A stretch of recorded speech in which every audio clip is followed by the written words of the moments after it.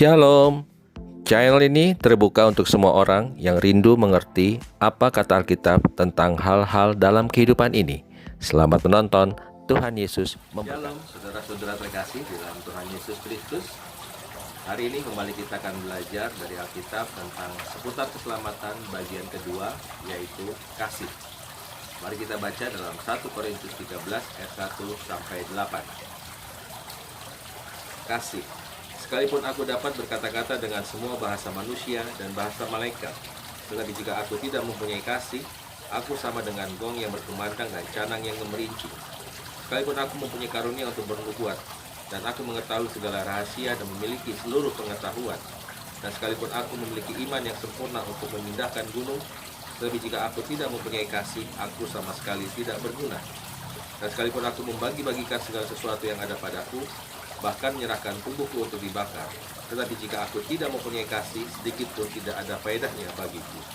Kasih itu sabar, kasih itu murah hati, ia tidak cemburu, ia tidak membanggakan diri dan tidak sombong, ia tidak melakukan yang tidak sopan dan tidak mencari kepentingan diri sendiri, keuntungan diri sendiri. Ia tidak pemarah dan tidak menyimpan kesalahan orang lain. Ia tidak bersukacita karena ketidakadilan, tetapi ia bersukacita karena kebenaran. Ia menutupi segala sesuatu, percaya segala sesuatu, mengharapkan segala sesuatu, sabar menanggung segala sesuatu. Kasih tidak berkesudahan, nubuat akan berakhir, bahasa roh akan berhenti, pengetahuan akan lenyap. Jadi, kasih dalam 1 Korintus 13 ini dibandingkan dengan banyak hal, seperti kita bisa lihat tadi.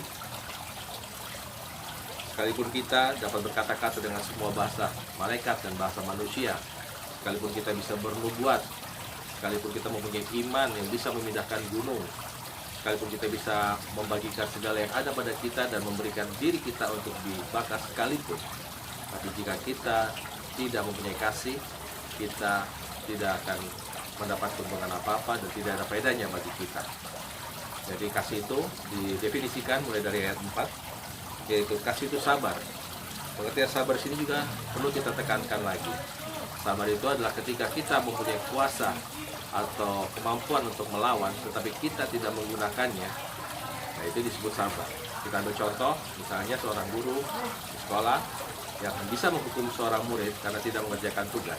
Tapi karena dia tahu murid itu mempunyai masalah dalam keluarga dan dia harus mencari nafkah sendiri sehingga tidak punya waktu mungkin untuk mengerjakan tugas dari sekolah, guru itu tidak memarahi murid itu, malah guru itu menyediakan waktu untuk membantu murid itu mengerjakan soal di rumahnya.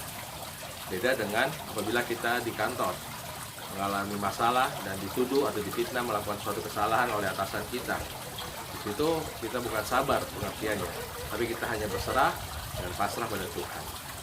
Kemudian kasih itu murah hati, dia tidak cemburu dan tidak membanggakan diri atau tidak sombong. Nah, pasti orang yang punya kasih tidak akan meninggikan diri atau tidak mungkin sombong. Juga dia tidak melakukan yang tidak sopan dan tidak mencari keuntungan diri sendiri. Dia tidak pemarah dan tidak menyimpan kesalahan orang lain. Jadi antara pemarah dan tidak menyimpan kesalahan orang lain itu disatukan juga. Karena kadang-kadang kita mungkin tidak pemarah, tidak mudah cepat marah, tapi kita menyimpan kesalahan orang lain. Karena memang mungkin kita nggak enak dengan orang tersebut, atau mungkin hal-hal yang menyebabkan kita tidak bisa marah. Tapi makanya dikatakan bahwa kasih itu tidak pemarah dan juga tidak menyimpan kesalahan orang lain. Dia tidak bersukacita karena ketidakadilan, tetapi ia bersukacita karena kebenaran. Dia menutupi segala sesuatu, percaya segala sesuatu. Jadi kasih itu dikatakan di ayat 13 bahwa ada 3 hal yang tersisa, yaitu iman, pengharapan, dan kasih. Dan yang terbesar diantara itu adalah kasih. Kasih itu juga tidak berkesudahan. Di ayat 8 kita lihat, kasih yang tidak berkesudahan, nubuat akan berakhir, bahasa roh akan berhenti, pengetahuan akan lenyap. Jadi pada akhirnya kasih itu menutupi banyak sekali dosa, seperti yang bisa kita lihat dalam 1 Petrus 4 ayat 8.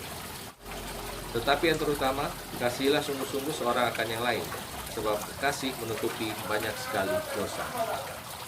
Demikianlah firman Tuhan malam ini. Terima kasih sudah menonton dan Tuhan Yesus memberkati.